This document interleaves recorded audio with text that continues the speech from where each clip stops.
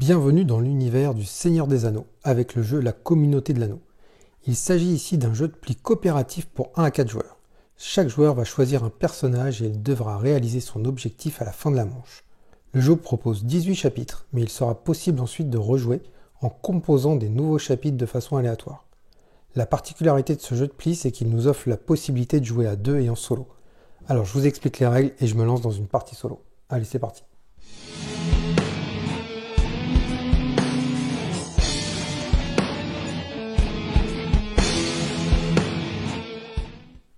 Alors au niveau du matériel, on a une boîte qui est très jolie, façon foil un peu comme ça, là, très sympa, c'est pas souvent qu'on a l'occasion de voir des boîtes de jeux comme ça. À l'intérieur, on a 3 compartiments, donc c'est bien fait, hein, avec des petits rubans comme ça, en velours, un peu façon marque-page pour savoir où on en est dans l'histoire. Donc on a plusieurs chapitres, on va débloquer des choses, principalement des personnages, mais également de temps en temps des petits événements, des choses qui vont changer un petit peu les règles. On a des jetons aussi, alors c'est pas des jetons en carton, hein, c'est du bois, hein, c'est vraiment bonne qualité de jetons. Voilà, 4 petits jetons aussi. Et puis après on a les cartes, hein, voilà, surtout les cartes. Alors là, vous avez des personnages. Alors je vous spoil pas parce que c'est le premier chapitre, hein, c'est les persos du premier chapitre. Graphiquement, ça fait penser un peu à des vitraux, quoi. Voilà, c'est un peu façon vitrail comme ça là. C'est particulier. Moi, je suis pas super fan de l'ADA, mais bon, ça passe quoi. Voilà. Après, les goûts et les couleurs. Hein. Donc, jeu de pli. Jeu de pli, ça veut dire qu'on va avoir 5 couleurs. On a 5 couleurs dans le jeu, avec des noms à chaque fois. Donc vous avez la montagne, vous avez la colline, les ombres, enfin l'ombre, et vous avez la forêt. Et vous avez la 5e couleur qui est les anneaux. Les anneaux, c'est un petit peu particulier parce que toutes les autres couleurs vont de 1 à 8. Les anneaux, ils vont jusqu'à 5. Ça va de 1 à 5. Alors, il faut faire attention parce que l'anneau, c'est pas comme dans The Crew avec les fusées. C'est pas quelque chose qui va couper et qui va gagner le pli, en fait. Donc, j'y reviendrai. Hein. Il y a juste le 1 qui est un peu particulier, mais sinon, on va dire que c'est une couleur, tout ce qui est de plus classique. Donc, jeu de pli, bon, la plupart d'entre vous connaissent. Hein. Il y a un des joueurs qui va ouvrir à une couleur. On est obligé de suivre si on a cette couleur-là dans les mains. Si on ne l'a pas, on joue la couleur qu'on veut. Voilà. Et remporte le pli celui qui a la plus haute valeur de la couleur qui a été demandée dès le premier pli, quoi. Voilà. Exception faite pour le 1 d'anneau. En fait, quand vous arrivez à jouer le 1 d'anneau, donc il ne faut pas que vous ayez la couleur, hein, ou alors il faut que ça soit de l'anneau qui a été joué. Vous jouez le 1 d'anneau et là vous décidez si vous remportez le pli ou pas. Donc c'est la carte la plus forte. Donc, et ce qui est sympa, c'est qu'on n'est pas obligé tout le temps de le remporter. Parfois on n'a pas envie, donc ça c'est assez pratique. Voilà, ça c'est les règles de base, hein, les règles de pli. C'est vrai que c'est un jeu qui fait rappeler, qui rappelle beaucoup The Crew. Hein. Voilà, un jeu de pli coopératif avec des missions, des objectifs, hein, c'est ça. Hein. Donc, si vous avez l'habitude de jouer à The Crew, vous ne serez pas du tout dépaysé. Il y a un petit peu de narration, mais c'est pas énorme non plus. Hein. Franchement, il n'y a pas plus de narration sur celui-là que dans The Crew, hein, avec à chaque fois les missions. Allez, je vous explique les règles. Alors, première chose à faire, on va regarder la carte du premier chapitre. On a un petit texte narratif qui nous explique quand Monsieur Bilbon Saquet de Cul-de-Sac annonça qu'il donnerait à l'occasion de son indécente 1e anniversaire une réception d'une magnificence particulière, une grande excitation régna dans Hobbitbourg et toute la ville en parla. Voilà, ça commence comme ça. De l'autre côté, on a des informations. Donc on a le nom du chapitre 1, on a les personnages qu'on va devoir prendre pour ce chapitre, et on a les conditions de victoire. Là, c'est marqué chapitre court. Chapitre court, ça veut dire qu'on doit atteindre les objectifs de tous les personnages qu'on a choisis à la fin de la manche, c'est-à-dire une fois qu'on a joué toutes nos cartes, il n'y a plus de cartes, il faut que tout le monde ait atteint son objectif. Chapitre long, c'est un peu la même chose, sauf qu'on va faire plusieurs manches parce qu'il va y avoir beaucoup de personnages qui vont devoir atteindre leur objectif. Voilà. Donc voilà, on a ça comme information. On a des petites étoiles aussi au-dessus de Frodon et Bilbon. Ça veut dire que ces personnages vont être obligatoirement choisis. Donc on va commencer par leur mettre à ces deux personnages, hop, des jetons pour quand on fait le tour de table pour choisir nos personnages. Hein, ça fait un petit peu penser à The Crew quand on va devoir choisir nos objectifs. Là c'est un peu le même principe. Et ben on sait que ça, on va être obligé de les prendre. Alors pour une configuration à 4 joueurs. Donc, je ne vous parlerai pas de la configuration à 2 joueurs qui est un peu particulière, que je n'ai pas testé. Pour une configuration à 3 et 4 joueurs, c'est juste la main de départ qui va changer. À 4, on va avoir 9 cartes chacun. Alors déjà, on mélange le paquet et on va tirer la première carte. Ça va être ce qu'on appelle la carte perdue. Voilà, le 1 de colline.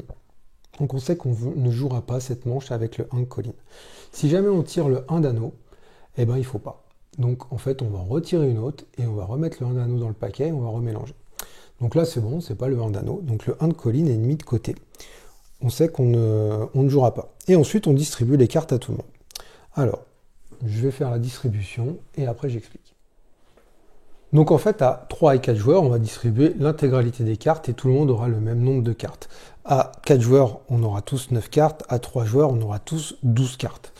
On garde ces cartes et celui qui a le 1 d'anneau, il va le dire. Donc là, j'ai le 1 d'anneau. Et il va prendre le jeton anneau qui va mettre hop, de ce côté-là, là, côté où il n'y a pas de couleur, pour dire qu'on n'a pour l'instant pas le droit d'ouvrir avec la couleur de l'anneau. Voilà. On aura le droit d'ouvrir à l'anneau uniquement lorsqu'il y aura déjà un anneau qui va être au moins un anneau qui sera joué. C'est-à-dire qu'on peut jouer un anneau si on n'a pas la couleur demandée. Et une fois que c'est fait, que quelqu'un a joué de l'anneau, on retourne le jeton pour dire c'est bon, tout le monde peut, s'il le souhaite, ouvrir avec de l'anneau. Donc ça, voilà, première règle un peu particulière, on va dire. Ensuite, donc tout le monde va regarder ses cartes. Et en commençant par le joueur qui est à gauche, donc lui, alors oui, ce que j'ai pas dit, c'est que si j'ai le 1 d'anneau, je prends ça et je prends Frodon tout de suite. Voilà, celui qui a le 1 d'anneau, il prend Frodon. Alors, il faut faire attention sur la carte Frodon, il y a deux côtés. Il y a un côté 4 joueurs et un côté 3 joueurs. Il y a une boulette. Il y a une boulette sur la carte, hein, apparemment en VO. Là, en fait, l'objectif, en plus, c'est pas une petite boulette. Hein. Si vous regardez, en fait, c'est la même chose des deux côtés. Et en VO, à 3 joueurs, le côté à 3 joueurs, c'est pas remporter au moins 2 cartes anneaux. L'objectif, c'est remporter au moins 4 cartes anneaux. À 4 joueurs, remporter au moins 2 cartes anneaux. Et à 3, et en plus, on prend, quand on joue en solo, on prend le côté 3 joueurs. Donc il faut le savoir qu'il y a une boulette ici. C'est pas 2 cartes qu'il faut remporter, c'est 4. C'est 4. Donc c'est assez important parce que Frodon, en fait, il joue à chaque fois. On va en fait suivre Frodon, hein, dans son aventure. Et à chaque fois, il y aura... alors peut-être qu'à la fin, il y aura peut-être quelques chapitres apparemment, quand j'ai lu la règle, où il n'y aura pas Frodon. Donc là, il y a des mises en place bien spécifiques. Mais sinon, dans 90% des cas, il y aura Frodon. Donc c'est quand même important de savoir qu'il y a une boulette sur la carte quand même. Hein. Donc là, on joue à 4 joueurs, je mets côté 4 joueurs, donc c'est bien deux cartes anneaux qu'il faut remporter. C'est l'objectif. Ici, c'est l'objectif des personnages. Hop, je prends Frodon parce que j'ai le 1 d'anneau. Après, on va commencer par celui qui est à ma gauche, et il va choisir donc un personnage en fonction de sa main. Hein, il va regarder un petit peu la main qu'il a, et il va se dire, voilà, moi j'ai peut-être plus de chances de remporter au moins 3 plis. Parce que j'ai une bonne main. Ou alors, remporter au moins un pli. Ouais, bon, j'ai une main bof. Ou alors, être le joueur à remporter le moins de plis. Alors ça, c'est si j'ai une main de merde. Voilà, je prendrais Pipine. Hein, stupide, il est. Hein, je sais pas. Donc voilà. Donc, chacun, en partant du joueur à ma gauche, à la gauche de Frodon, va choisir, hop, et on est obligé de choisir les persos obligatoires. hop, hop. Donc chacun a choisi. Et après, vous avez vu que sur certaines cartes, il y a un autre symbole, là, l'espèce de petit marteau. C'est-à-dire que ça va être une mise en place, on va dire, un petit peu particulière en fonction des personnages. Donc là, il n'y a aucune. Donc c'est toujours dans l'ordre, on tourne comme ça, hein, juste à la gauche de Frodon, et on continue dans le sens horaire. Lui, qu'est-ce qu'il fait? Est-ce qu'il a quelque chose? Alors, ajoutez la carte perdue à votre main, échangez avec Frodon. Donc là, bah, je prends la carte perdue. Hop, donc lui déjà, il aura, Gandalf, il aura une carte en plus. Échanger avec Frodon. Quand vous échangez avec quelqu'un, c'est-à-dire que vous lui donnez une carte. Donc vous lui donnez une carte que vous ne voulez pas. Hein. Vous vous dites peut-être, tiens, ça va l'intéresser lui pour son objectif, donc je vais lui donner. Et en retour, Frodon ou l'autre personnage vous en donne une, toujours face cachée. Ça peut être la même. S'il n'a pas envie de votre carte, il va vous la refiler. Il n'a pas le droit, Frodon n'a pas le droit de échanger le 1 d'anneau. Voilà, c'est la seule règle. Ensuite, si on regarde Pippin, échanger avec Frodon, Sam ou Merry. Voilà. Donc, on fait ça. On fait ce qui a marqué sous les objectifs. Et une fois que tout le monde a fait ça, là, on peut commencer. Et c'est donc Frodon qui va ouvrir le pli. Il ouvre avec ce qu'il veut, sauf de l'anneau, pour l'instant. Et les joueurs vont devoir, voilà, ils ouvrent avec une forêt. Ils vont devoir suivre s'ils ont de la forêt. Oui, j'ai de la forêt. Alors, est-ce que je veux le pli ou pas? Bon, allez, non, je vais lui laisser. Là, même chose. Donc là, tout le monde a de la colline, de la forêt. Si j'avais pas de forêt, je pourrais jouer de l'anneau. Donc ça débloquerait le fait de pouvoir ouvrir avec de l'anneau. Ou je peux jouer une autre couleur. Hein. Voilà. Hein. Après, ça dépend des objectifs. Ça ressemble beaucoup à The Crow, hein, ceux qui connaissent. Hein. Voilà. Hein. C'est un peu le même style. Et on va continuer jusqu'à ce qu'on n'ait plus de cartes. Et jusqu'à ce que tout le monde... Enfin, le but du jeu, en tout cas, le but, c'est que tous les personnages aient réussi leur objectif. Quand tu as un personnage qui a rempli son objectif, on lui met un petit jeton, là, comme ça, là, pour dire que c'est bon, lui, il l'a fait. Donc, au fur et à mesure de la partie, on va regarder, bien sûr, son objectif, mais on va regarder aussi l'objectif des autres.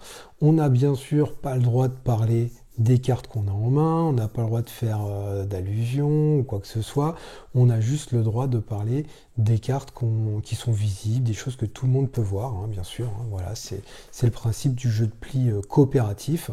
Donc il va falloir faire gaffe aussi aux objectifs des autres, hein, pour essayer de leur donner des cartes qu'ils veulent, ou essayer de faire en sorte qu'ils ne gagnent pas trop de plis. Et une fois que c'est fini, si tout le monde a réussi son objectif, on va passer au chapitre suivant. Et au chapitre suivant, bah, il y a toujours, si vous voulez, des nouvelles cartes qui vont arriver. Donc on a, hop, comme ça. Donc là, je vous ai retourné la carte, hein, pour ne pas vous spoiler. Mais on aura souvent des nouveaux persos qui vont amener justement des nouveaux objectifs, une nouvelle façon de jouer peut-être, et il va y avoir de temps en temps des événements, parce qu'on va suivre, hein, alors voilà, c'est pas énormément narratif, hein, c'est juste des petites cartes comme ça à chaque fois, mais parfois il va se passer des trucs, donc ça va changer un petit peu au niveau des règles, on va ajouter un petit peu du matériel, donc voilà, ça va changer, c'est très sympa. Au niveau de la difficulté, c'est un petit peu plus compliqué, j'ai l'impression, que The Crew. Après, il n'y a que 18 chapitres, hein, mais ils ont mis dans la règle, hein, ils nous ont expliqué que une fois qu'on a fait les 18 chapitres, il y a une façon de faire. Alors, soit on remet tout et on peut refaire avec un autre groupe, hein, ça c'est toujours possible, hein, c'est pareil que The Crew, ça aussi.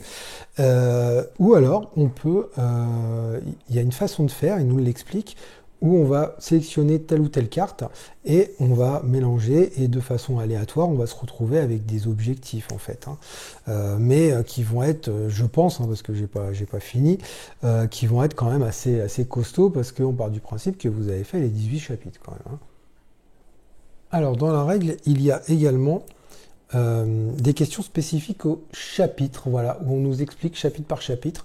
Je vous conseille de les regarder au fur et à mesure que vous avancez dans les chapitres, parce que notamment si vous jouez en solo, en fait, parce que je me suis aperçu, j'avais commencé à faire ma mise en place et tout, et après je suis allé voir dans les questions spécifiques, et il y avait en fait une mise en place vraiment particulière à faire en solo pour ce chapitre-là.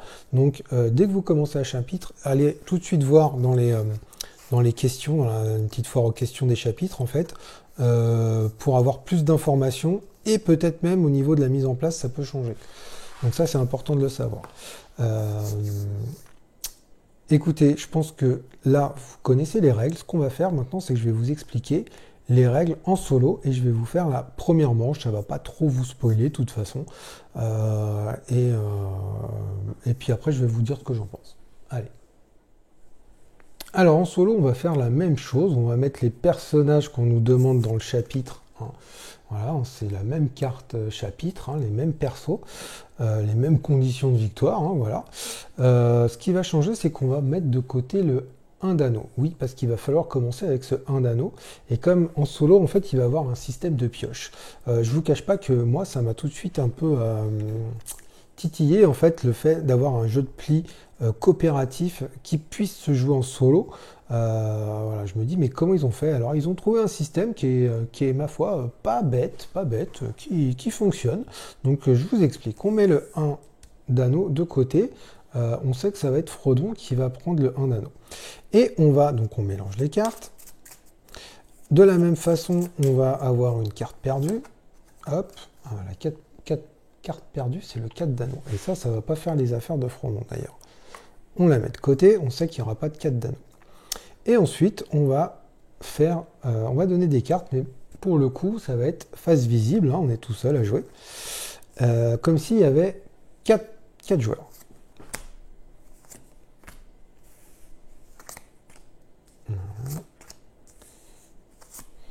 Et on va s'arrêter à 4 cartes à chaque joueur.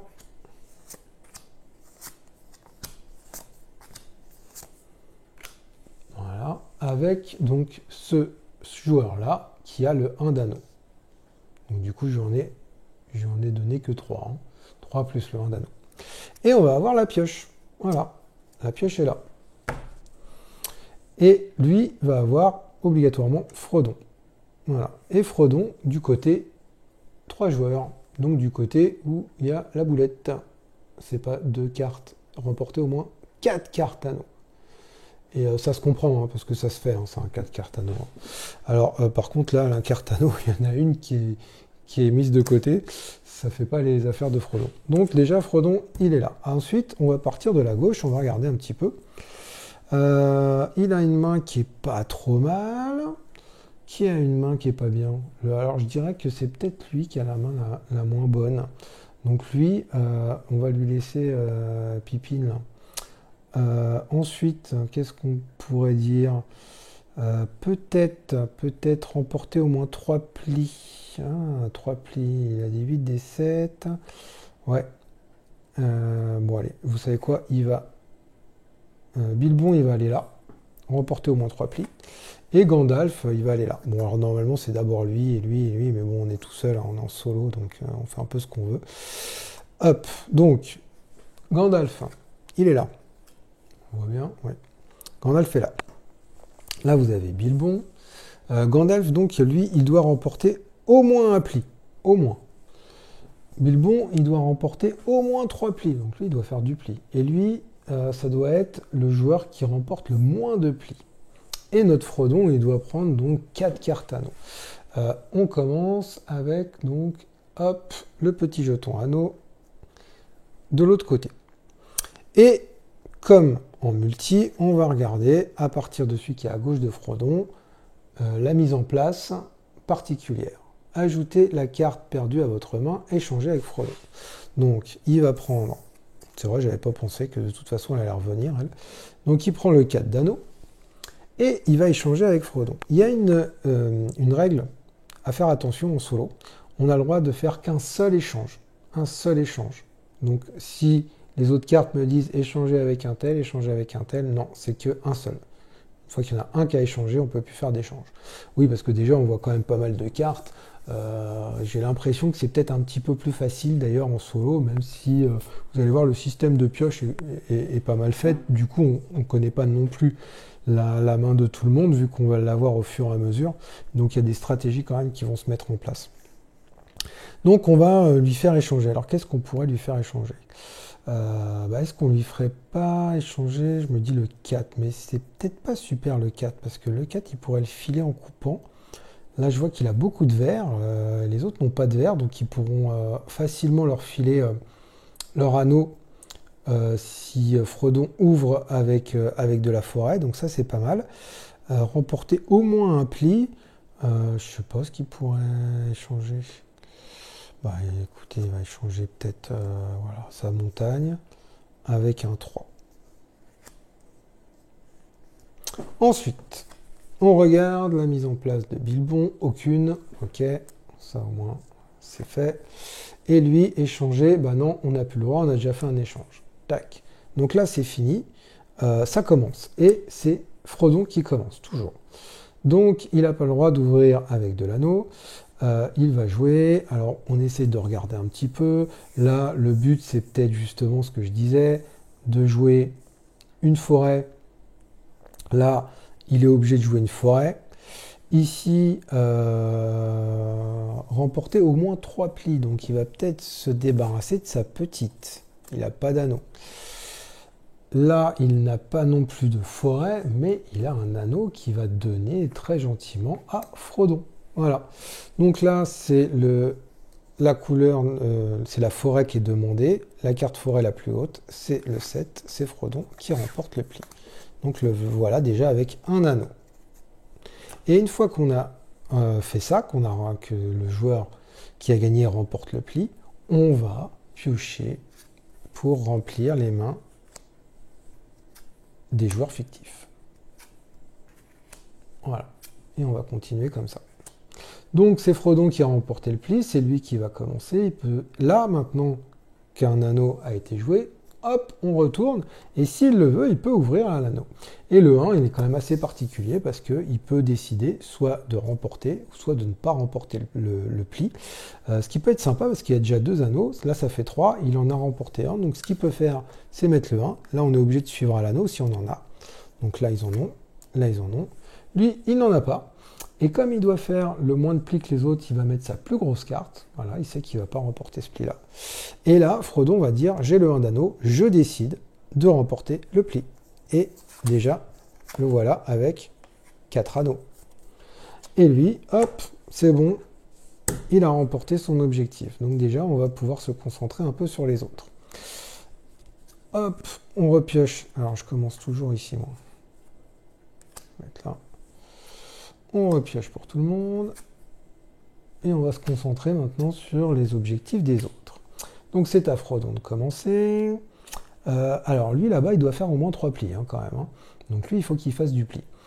Il a un 7 de colline. Donc là, je vais jouer mon 5 de montagne, pardon. Je vais jouer mon 5 de montagne. Lui, il n'a pas de montagne. Qu'est-ce qu'il va faire? Bon, allez, hop, il va jouer sa forêt. Lui, il va jouer son 7. Et lui, il a un 1, donc il est obligé de jouer le 1. Tac, et là, ça fait un pli pour Bilbon. Allez, plus que 2.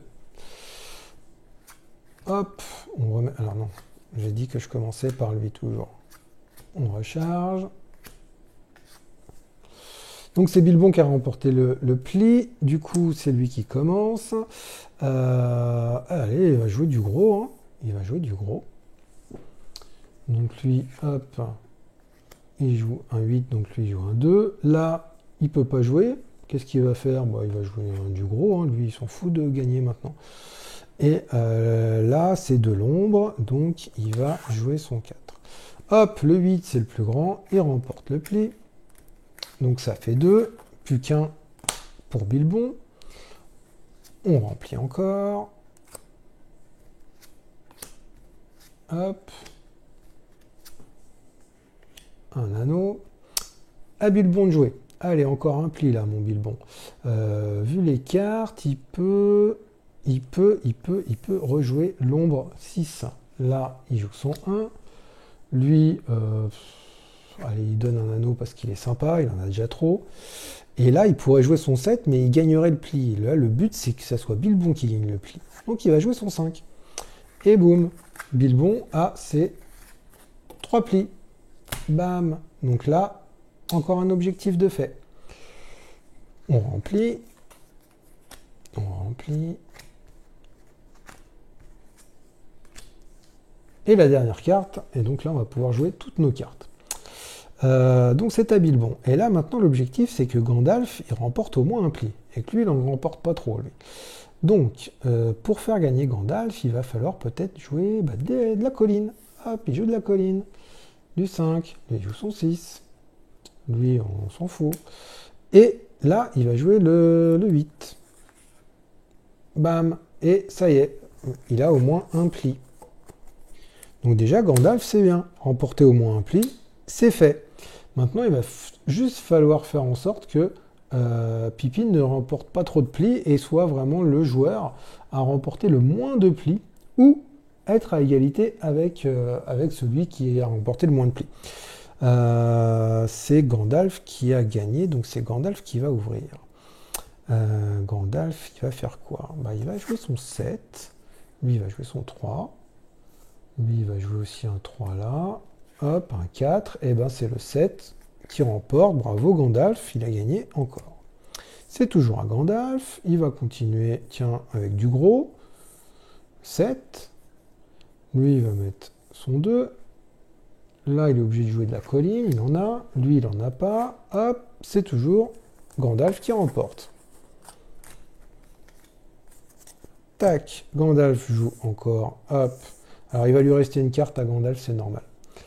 Il joue son 8, là, et le 5 l'emporte sur toutes les autres. Voilà. Et là, c'est gagné, parce que c'est bien Pippin. Regardez, il a 0 pli, il a remporté 0 pli, donc c'est bien celui qui a remporté le moins de plis. Donc lui aussi, également, paf, il a fait son objectif. Et là, ça y est, on a remporté le premier chapitre. On va pouvoir aller voir le deuxième chapitre. Qu'est-ce qui se passe? Qu'est-ce qu'on nous raconte? Quels sont nos nouveaux persos? Les nouveaux objectifs? Et ça va. Bon, là, vous avez vu, c'est pas trop compliqué. Hein, c'est le chapitre 1. Hein, c'est normal. Hein, c'est pour se mettre en jambe, on va dire, hein, pour comprendre un peu les règles. Et au fur et à mesure, ça va se compliquer. Hein, il va y avoir des objectifs de plus en plus compliqués, des choses à vraiment analyser. Alors au niveau du solo, vous voyez, ça se joue vite, c'est des règles, elles sont simples. Il va falloir analyser plusieurs mains hein, du coup. Hein. Mais le problème, c'est qu'on a pu ce truc hein, qu'il y a dans les jeux de plis, c'est-à-dire essayer de comprendre ce qu'a voulu me dire l'autre joueur en jouant cette carte-là, ou dire attends, je vais jouer ça parce que comme ça avec un peu de bol il est pas trop naze et il va comprendre que c'est ma dernière carte de cette couleur-là, ou alors que... Enfin bon, voilà, c'est l'intérêt du jeu de plis. Moi j'aime beaucoup The Crew, hein, j'ai adoré, j'ai les 2 The Crew d'ailleurs. Et donc, c'est ça qui me manque dans le solo, hein. C'est ça qu'on n'a pas du coup, hein. Mais c'est normal, hein, vous allez me dire, hein, c'est un jeu de pli, hein, c'est pas fait pour être solo. Hein. Mais voilà, ça marche quand même, ça marche, disons que ça fait un peu... c'est un petit peu un puzzle game qu'on va se mettre en place en solo. Hein. C'est un petit peu un casse-tête, parce qu'on va avoir des objectifs quand même qui vont être de plus en plus hard et même en solo, en voyant les mains, c'est pas toujours évident.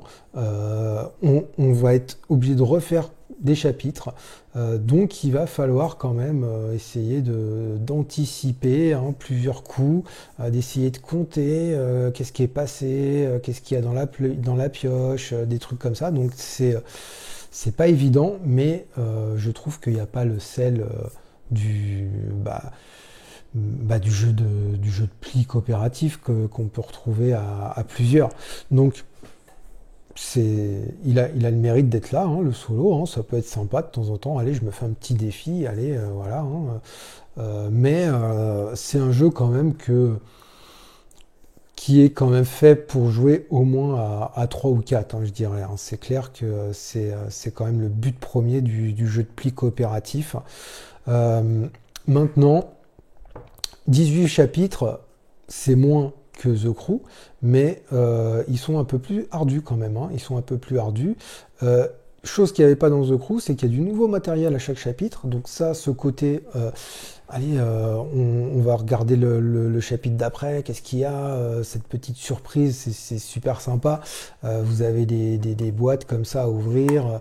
En dessous, on ne sait pas ce qu'il y a. Allez hop, on va prendre la carte d'après. Qu'est-ce qui se passe? Bon, il y a un petit peu de narration. Il y a quelques règles de temps en temps qui vont changer. Donc ça, ce côté-là est sympa quand même, hein, pour la découverte du nouveau matériel, des nouvelles choses qui vont se mettre en place. Après, bah, si vous aimez The Crew, franchement, c'est le même acabit, quoi, j'ai envie de dire, hein. Vous aimez The Crew, vous allez aimer ce jeu, quoi. Alors oui, on est un peu dans l'univers du Seigneur des Anneaux, mais bon, c'est quand même, le côté narratif est quand même super léger, hein. Il est pas, il vaut le côté narratif de The Crew, quoi, j'ai envie de vous dire, hein. Avec du matos en plus qu'on va découvrir, des événements. Ok, d'accord, ça c'est sympa. Euh, le fait aussi de pouvoir se dire qu'à la fin des 18 chapitres, on m'explique comment faire, comment réunir voilà, la route se poursuit sans fin. Voilà, on nous explique quelle carte choisir si on est à 2, à 3, à 4 ou en solo, quelle carte mélanger, et on en tire 5 de ce paquet-là, 2 de ce paquet-là, et hop, ça nous fait notre petit truc.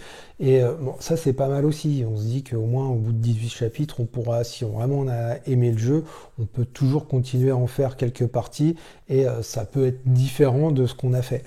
Euh, donc, si vous aimez les jeux de pli coopératifs, si vous aimez The Crew, je pense que vous allez aimer celui-là. Si vous vous demandez est-ce que ce jeu-là vaut la peine pour le solo, si c'est que du solo, j'ai envie de vous dire non. C'est un jeu qui se joue avant tout à au moins 3, hein, c'est clair. Bah, c'est un jeu de pli, hein, voilà, hein. Maintenant, le jeu solo, il n'est pas non plus complètement déconnant, je trouve. Voilà, c'est intuitif, c'est simple, hein. Il y a le côté de la pioche, ça fait un petit casse-tête, hein, voilà, hein, pour avoir les objectifs. Donc c'est pas mal non plus, mais c'est un jeu qui se joue quand même essentiellement, je dirais, à 3 ou à 4. Mais un bon jeu. Moi, j'aime ça, les jeux de pli coopératifs, franchement. Donc, j'aime ce jeu aussi. J'ai fait quelques parties solo, mais je pense que je vais m'éclater quand même vachement plus à plusieurs, hein. Ce petit côté, on se regarde, et puis après, à la fin de la manche, on dit, mais putain, mais t'es con, t'as rien compris ou quoi, là, quand je t'ai mis ça. Donc voilà, c'est ça. Ça, c'est le côté jeu de pli, quoi, que j'aime bien. Donc voilà, bah écoutez, je pense que vous savez à peu près tout sur la communauté de l'anneau, le jeu de pli coopératif, un très bon jeu. Et bah, je vous dis à très bientôt, et en attendant, jouez bien.